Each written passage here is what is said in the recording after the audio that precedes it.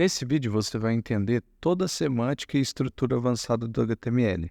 Aprender a informar para o navegador a sua estrutura de página da forma certa. Então tome um gole do seu café, curta esse vídeo e bora codar. Bom, vamos começar entendendo a diferença de um elemento em bloco e um elemento em linha. Crie um parágrafo com algum texto dentro. E também crie um elemento chamado div com um texto dentro. Os dois elementos vamos colocar um atributo style igual a border 1 pixel solid black. Consegue ver que esses dois elementos ocupam até o final da página? Isso se chama elemento em bloco. São elementos que ocupam todo o espaço da estrutura no qual eles estão inseridos. Esse elemento div ele é muito utilizado para agrupar outros elementos em um único bloco. Por exemplo, vamos criar uma div e colocar dois parágrafos escrito Olá Mundo, colocando style igual a border 1 pixel solid red na div e style border 1 pixel solid black nos dois parágrafos. Você vai ver na sua página que a div é como se fosse uma caixinha e cobre esses dois parágrafos. A div vai ir até o final da página e os dois parágrafos vão ir até o final da div, respeitando o conceito de elemento em bloco. Existem vários outros elementos em bloco, mas isso você vai pegando de tanto praticar e criar páginas.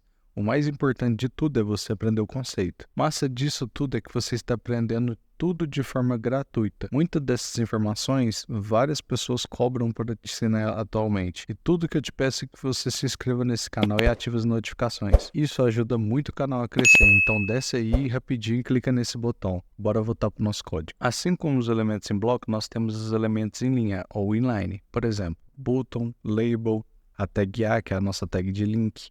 Vamos criar aqui no nosso código um parágrafo com um texto. Nessa aula 10 estou aprendendo tudo sobre semântica e estrutura. E agora vamos criar um trecho de texto, aula 10, dentro da tag chamada span. Essa tag span é um elemento inline, que é basicamente o mesmo conceito da div. Ela serve para agrupar elementos e informações. A única diferença da div e o span é que o span é usado para agrupar elementos em linha e a div é usada para agrupar elementos em bloco. Bom, dentro do parágrafo que a gente criou, vamos colocar uma borda vermelha. E dentro do span vamos colocar uma borda preta.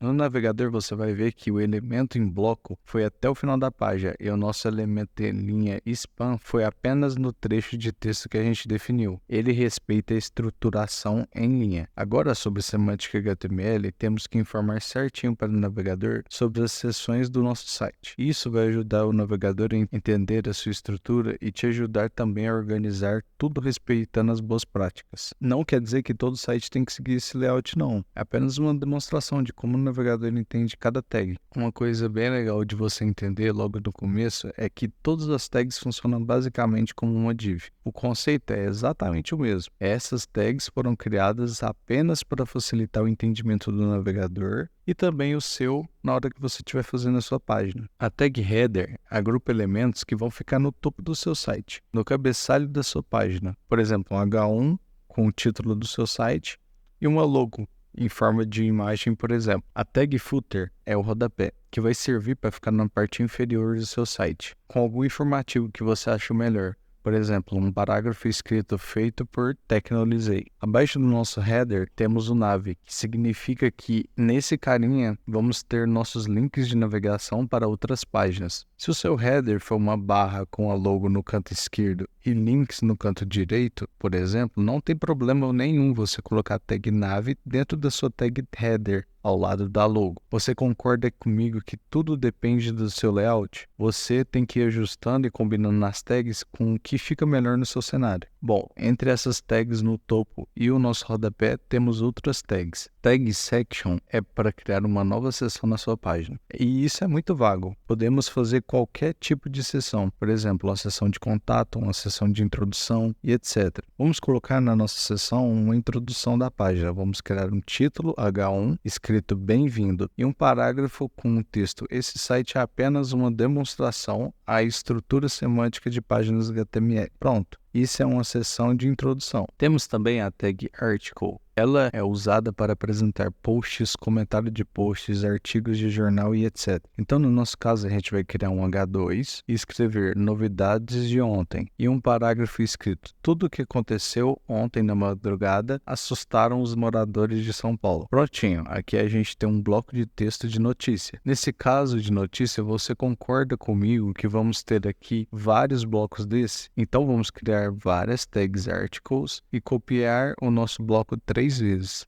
Nesse cenário, você concorda comigo também que isso é uma seção de notícias? Então, nesse caso, a gente vai criar uma tag section e colocar os 3 articles dentro. Pronto! Seguimos as boas práticas e criamos uma seção de notícias de destaque para o nosso site. Também temos a tag aside, que é usada para criar aquelas barras laterais que você vê em sites de notícia ou blogs geralmente. Vamos colocar um H4 escrito barra lateral e um texto escrito: aqui vamos ter informações adicionais ou promoções do nosso site. Se você olhar no navegador, com certeza vai perceber que não temos uma barra lateral. Isso acontece porque quem vai permitir que a gente tenha isso é o CSS, que vamos aprender aqui nesse canal. Então, por enquanto, somente no HTML a gente usa ele para informar o navegador que esse bloco de texto vai ser uma barra lateral no nosso site. Mas para isso acontecer, visualmente é apenas com CSS. Esses são os mais importantes elementos semânticos. Temos alguns outros que são muito menos usados, por exemplo, o figure, que é usado para um bloco de imagens, e a tag main, que é usada para agrupar elementos de um conteúdo principal do documento. E tem outras tags que são menos usadas ainda, e são tão específicas que nem vale a pena de verdade você entender todas. Se você pretende continuar estudando as aulas e praticando para ficar bom em HTML, vou deixar na descrição um link para um e-book com quiz e exercícios práticos de HTML, separados em aula por aula para você ficar fera em HTML.